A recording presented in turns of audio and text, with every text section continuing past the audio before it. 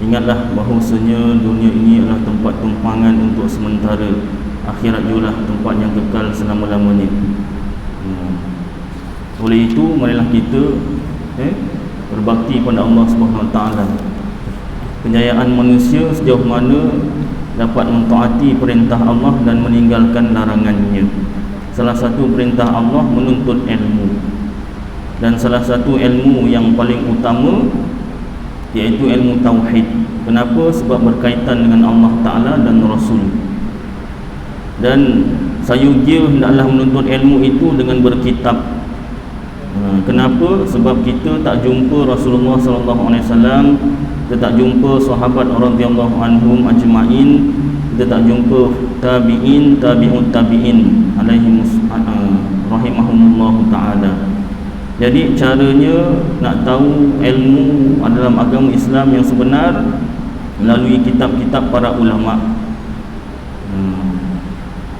Kitab Arab ke kitab Melayu? Ya, kalau boleh kitab Arab, sebab ulama meninggalkan kitab-kitab Arab. Tapi kalau belum pandai bahasa Arab, maka kitab Melayu lah dulu. Baik.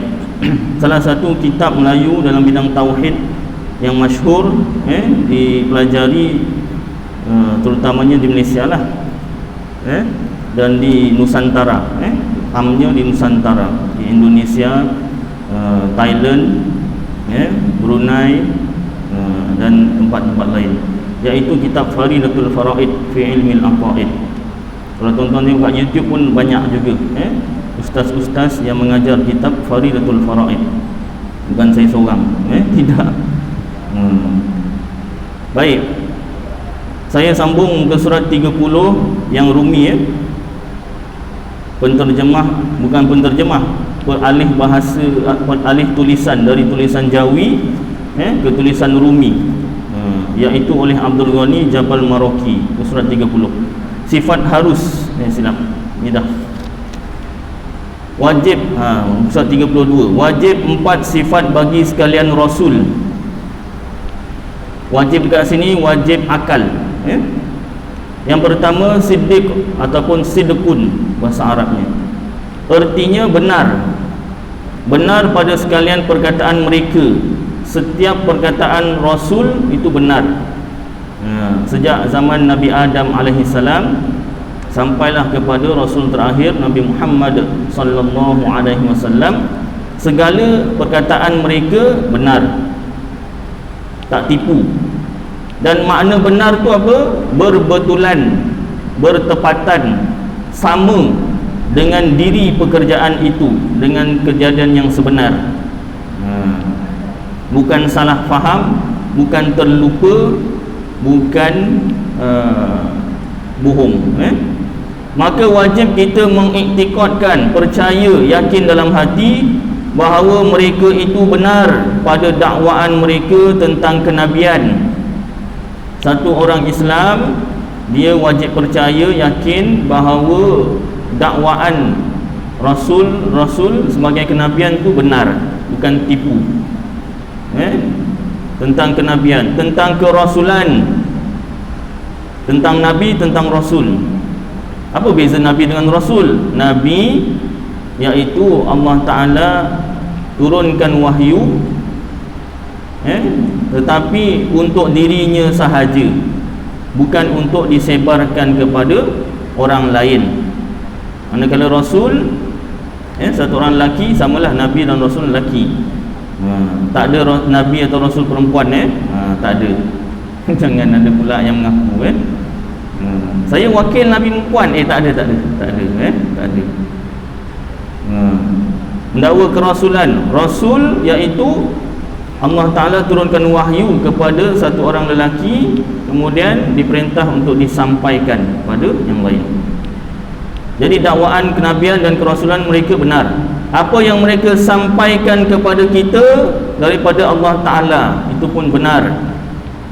Perkhabaran mereka, cerita mereka mengenai segala perkara yang gaib, yang tak nampak dan lainnya, walaupun secara berseluruh. Nota kakinya situ perkara gaib. Apa makna perkara gaib? Artinya daripada apa yang telah lalu kita tak jumpa, Contoh seperti ihwal atau hal-hal Nabi-Nabi yang terdahulu, daripada Nabi Adam sampai Nabi Isa, dan perkara-perkara yang akan datang seperti ihwal kiamat ataupun hal-hal kiamat, syurga, neraka dan sebagainya. Itu perkara gaib yang kita tak nampak, termasuklah makhluk selain manusia, jin, syaitan, iblis dan sebagainya. Dan lainnya, apa makna lainnya? Tadi perkara gaib, lainnya, lain perkara gaib artinya lain daripada yang gaib, seperti segala hukum, hukum hakam, wajib, sunat, harus, makruh, haram, Islam, kafir, murtad,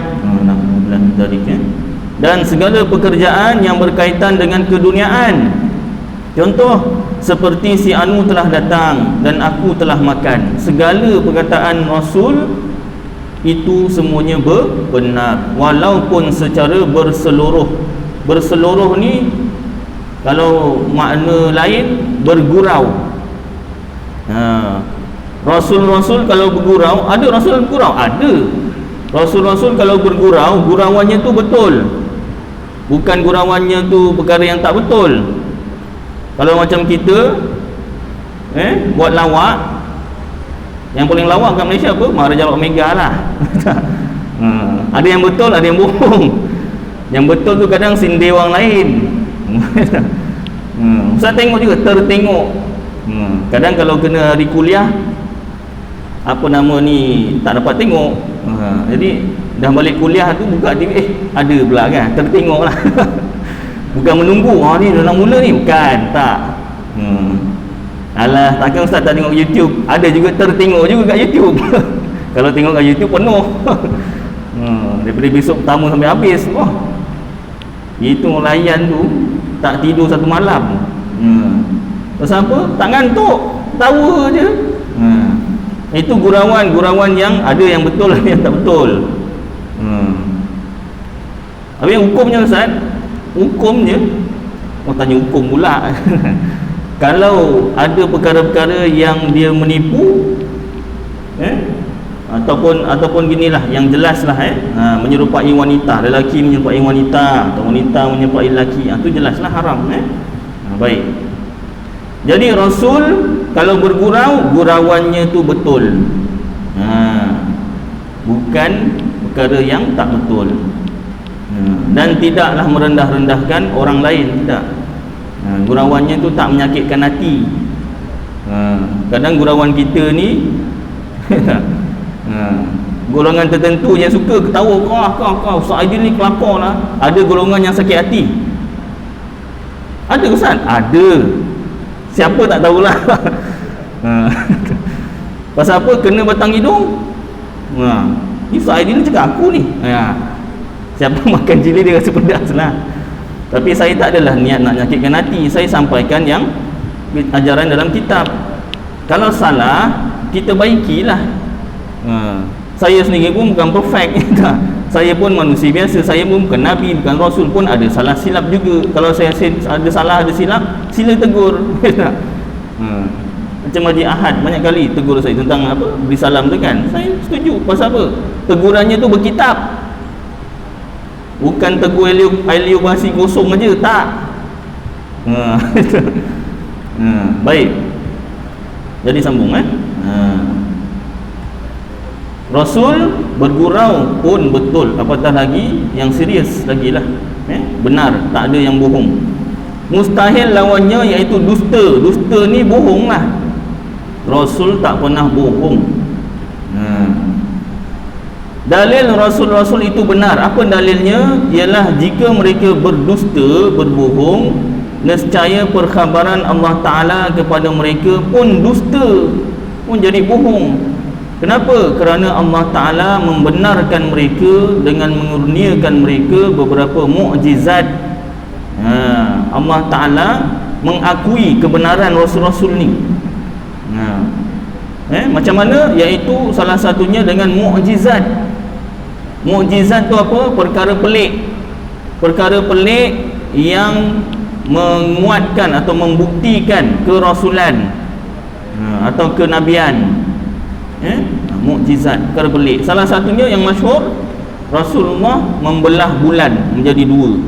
Itu pun atas permintaan kafir Quraisy.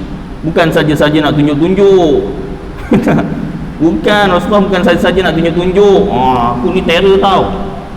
Aku ni Rasul, aku ni terror. Nak tahu keteraan aku? Tengok bulan tu. Wah, pecah. Tak. Dia asalnya bukan Rasul nak menunjuk, tidak. Kafir Quraisy tu yang minta. Kalau betul kau Rasul, belah bulan. Minta yang tak apa-apa. Habis beriman tak lepas Rasulullah dah belah bulan? Tak juga. Sajalah. Minta bukan-bukan. Betul tak? Ada je orang Melayu kata nak si budaya, tak nak si budalih. Ada je. Macam-macam dalih tu. Bukan nak percaya betul, tidak. Itu salah satu mukjizat. Banyak lagi mukjizat lain yang menepati firman-Nya, firman Allah Ta'ala dalam Al-Quran, yang membuktikan Allah Ta'ala tu mengakui kebenaran Rasul, telah benar hamba-Ku. Ayatnya pendek. Dan dusta pada perkhabaran Allah Ta'ala itu mustahil. Kalau berita daripada Allah Ta'ala tu dusta, itu mustahil, tak boleh diterima akal. Takkan Tuhan suruh Nabi bohong. Maka sabitlah, tetaplah mereka itu, yakni Rasul itu benar. Maka dan apabila sabitlah mereka benar, tetaplah mereka benar, mustahillah mereka berdusta atau bohong. Mustahil. Jadi setiap perkataan Rasul-Rasul daripada Nabi Adam sampailah Nabi Muhammad sallallahu alaihi wasallam, semuanya benar, tak ada bohong. Baik, itu satu. Yang kedua, amanah. Bahasa Arab pun amanah.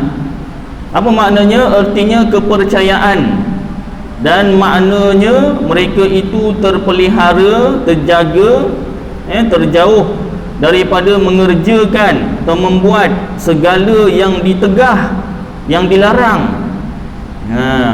Walaupun yang makruh pun Rasul-Rasul tak buat. Tapi Ustaz, saya pernah dengar satu hadis Rasulullah minum berdiri.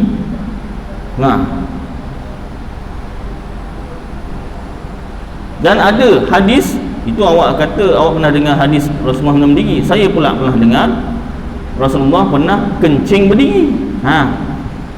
Apa ya Ustaz? Ada. Semak kitab-kitab hadis. Contoh kitab hadis, kitab Bahrul Mazi, kitab syarah hadis. Kitab syarah hadis. Jangan tengok kitab hadis yang mentah. Kitab Bukhari, kitab Muslim dan sebagainya, yang asal hadis sahaja. Jangan. Kenapa? Bukan masalahnya hadis tu tak betul. Hadis tu betul. Nanti kita salah faham. Kita kalau nak rujuk, nak mengkaji hadis, caranya ialah kita buka kitab syarah hadis.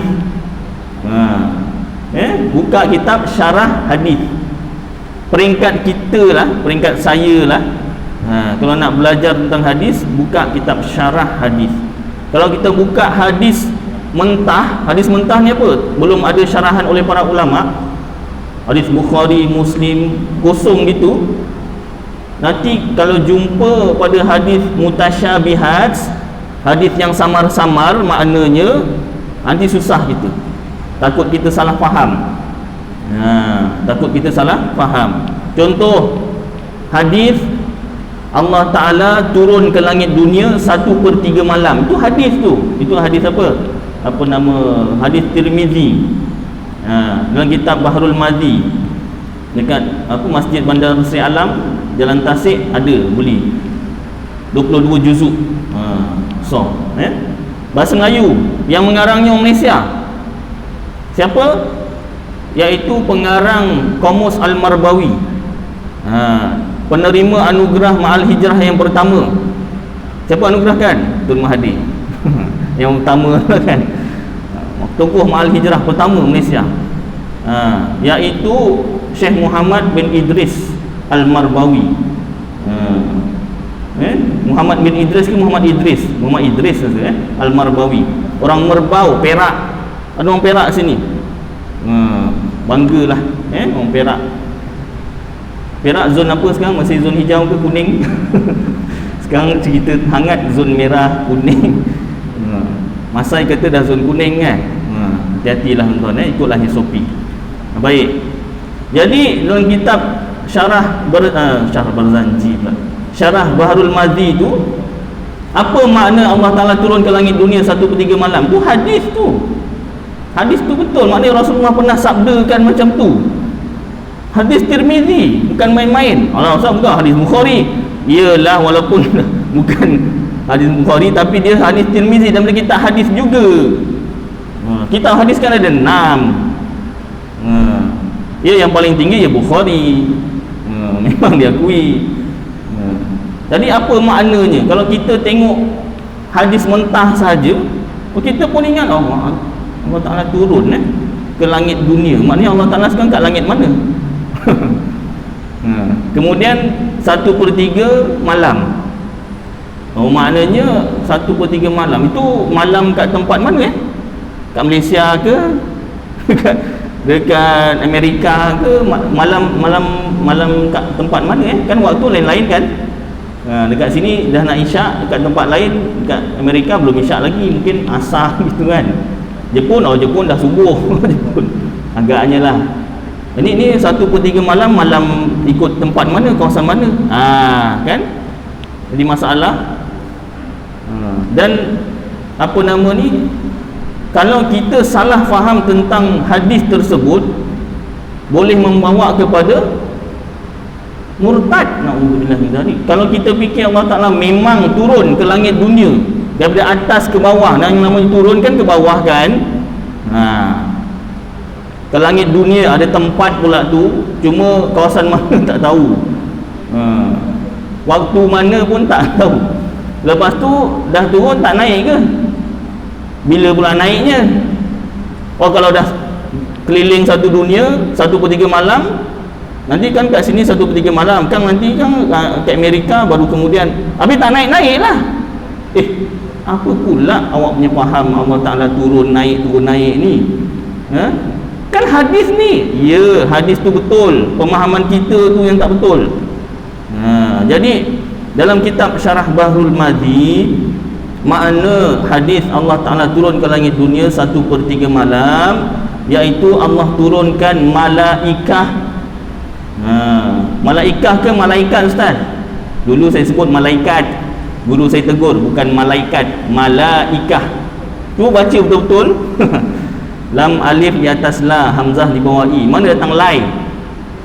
Malaikah. Silap, kena tegur dengan guru. Baru-baru ni kena tegur, baru tahu.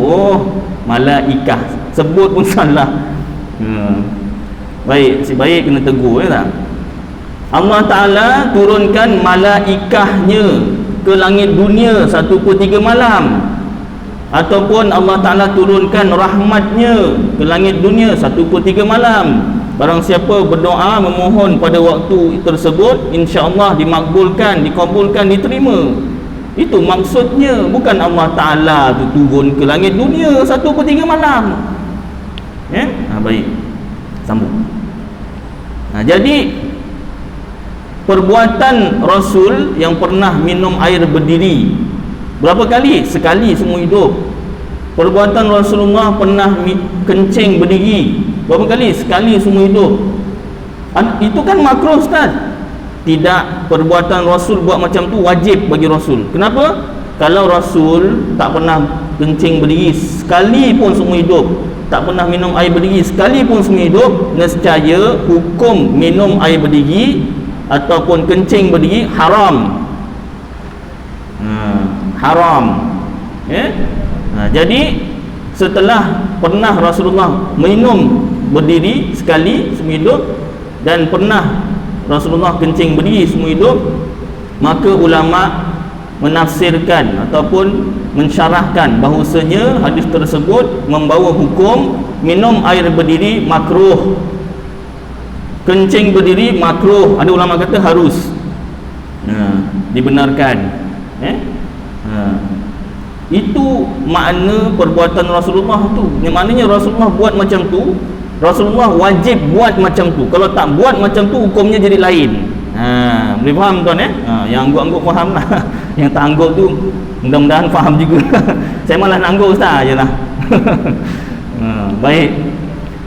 Jadi yang makruh tak pernah dibuat, dan sekalipun yang khilaful aula tu yakni membelakangi yang lebih utama. Dia hukum yang kita tahu kan wajib, kemudian sunat, kemudian harus, kemudian makruh, kemudian haram. Ada antara harus dan juga makruh tu ada satu hukum, iaitu khilaful aula, menyalahi yang utama, menyalahi yang afdal. Itu pun Rasulullah tak pernah buat, sama ada pada zahir dan batin, pada luaran atau pada dalaman, ketika kecil dan besar. Waktu kecil pun, sebelum dilantik jadi Rasul pun, tak pernah buat yang ditegah, tak pernah buat yang haram, yang makruh, malah tak pernah buat yang khilaful aula. Habis ustaz, kan ada ayat Al-Quran Nabi Adam buat dosa makan buah khuldi. Takkan ustaz tak tahu? Ustaz kan ustaz, mestilah tahu. Contohlah buat dialog. Saya suka buat dialog dengan kuliah ustaz. Ustaz, tuan-tuan, pasal apa guru saya macam tu? Ngajar kemarin macam tu, saya ngikut lah. Pasal apa? Biar meriah sikit. Jadi taklah nampak macam cakap sorang-sorang. Macam ada gu je. Tapi tak ada pun. Memang cakap sorang-sorang pun. Baik. Jadi ayat Al-Quran Nabi Adam buat dosa. Rasanya pernah saya bacakan kitab tafsir apa nama ni, Haji Ahad pinjamkan tu, kitab tafsir tafsir apa dia lupa. Kitab tafsir tu Nabi Adam apa nama ni, makan buah khuldi. Kemudian Nabi Adam bertaubat, minta ampun. Adakah Nabi Adam buat dosa? Dalam kitab tafsir dijelaskan secara ringkas. Ada tafsir yang panjang, ada tafsir yang ringkas. Jadi tafsir ayat Al-Quran bahawasanya Nabi Adam makan buah khuldi itu, adakah Nabi Adam buat dosa? Jawapannya tidak. Bukanlah Nabi Adam buat dosa, tetapi Nabi Adam sendiri yang rasa seolah-olah perkara itu seperti dosa. Nabi Adam kat mana masa tu, masa makan buah khuldi? Kat mana? Negeri mana? Dekat syurga. Dekat syurga ada dosa ke? Wah, kalau syurga ada dosa, payah juga. Tak nak masuk syurga ada dosa kan? Dekat syurga tak ada dosa. Habis yang Allah Ta'ala larang tu bukan larangan dosa, tidak. Bukan larangan sampai tahap dosa, tidak. Memang Allah Ta'ala nak Nabi Adam makan buah khuldi tu, larangan tu. Tapi kenapa disebut dalam Al-Quran Allah Ta'ala buat dosa? Fa'asa Adamu. Asa tu makna bahasa Melayunya dosa, maksiat. Orang Melayu kalau sebut maksiat lagilah, itu bukan dosa lagi ustaz. Ini woman ustaz. Mana boleh ustaz? Asalnya bahasa Arab asa maksiat tu dosa, bukan itu aja. Orang Melayu sebut maksiat itu aja dia fikir. Bahasa Arab maknanya segala jenis dosa. Jadi ayat Quran sebut fa'asa Adamu rabbahu faghawa, telah berbuat dosa oleh Nabi Adam. Itu memang ayat Quran yang macam tu. Kalau siapa-siapa menafikan ada ayat Al-Quran fa'asa Adamu telah buat dosa Nabi Adam, boleh jatuh murtad, kafir. Na'udzubillah min dzalik. Kita wajib percaya ada ayat Quran tu. Dan barang siapa pula kata Nabi Adam memang ada buat dosa, pun boleh jatuh murtad. Sebab Nabi-Nabi tak pernah buat dosa. Kan ayat Quran ni ustaz. Iya, ayat Al-Quran. Kalau tadi hadis wajib kita rujuk syarah hadis, maka ayat Quran wajib kita rujuk tafsir Al-Quran. Baik, jadi makna sebenar iaitu Nabi Adam merasa seolah-olah dia berbuat dosa. Orang Jawa kata sangking. Sangking ni kerana sangking rapatnya hubungan dengan Allah Ta'ala. Sangking-sangking ni kerana lah orang Jawa kata. Wong Jawa ngomong sangkeng.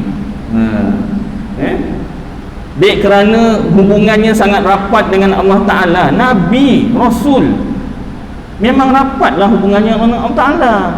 Jadi buat satu kesalahan yang kecil, dia rasa seolah-olah buat dosa. Itu makna sebenar.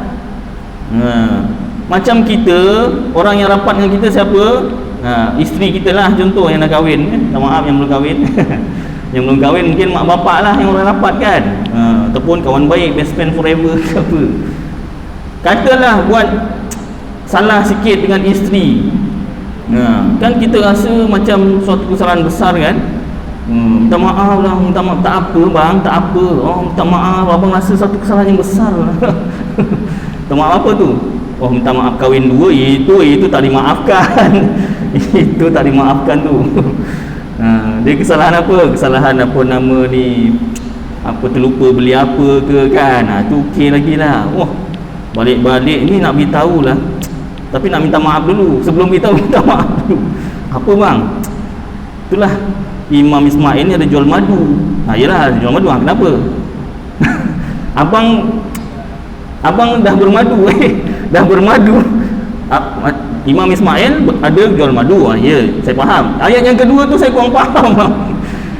Saya dah bermadu, maksud abang ni apa? Tak, dah beli madu. Oh, dah beli madu, tak apa. Dah beli madu tak apalah. Ingat dah bermadu tu dah ada, saya dah ada madu. Tak. Oh ya, abang tak, abang seorang aja, awak aja seorang. Oh, alhamdulillah. Ya tak? Baik, itu makna nak buat contoh lah. Kalau kita, orang yang kita rapat, buat salah kecil pun kita rasa macam kesalahan yang besar. Seolah-olahnya macam itulah. Apatah lagi Nabi Adam, Nabi, Rasul, utusan Allah, memang sangat rapatlah hubungannya dengan Allah Ta'ala. Jadi buat kesalahan kecil yang tak sampai tahap dosa, tak sampai tahap haram pun, dia rasa macam dosa. Malah memang Allah Ta'ala takdirkan Nabi Adam makan buah khuldi, dan memang Allah Ta'ala nak turunkan Nabi Adam ke dunia. Kenapa? Sebab antaranya sebab Allah Ta'ala nak lahirkan Nabi Muhammad sallallahu alaihi wasallam, makhluk yang paling mulia di sisi Allah. Baik. Bukan satu je tuan-tuan, bukan Nabi Adam sahaja, Nabi-Nabi lain pun ada ayat Al-Quran yang menyebutkan mereka ada buat dosa. Maknanya sama, pengertiannya sama. Jadi jangan sampai kita beriktikad, percaya dalam hati bahawasanya Nabi-Nabi ni semua ada buat dosa, Nabi-Nabi pun ada buat dosa. Jangan. Ada ke ustaz yang cakap macam tu? Ada. Seumur hidup saya 35 tahun ni ada sampai kepada telinga saya.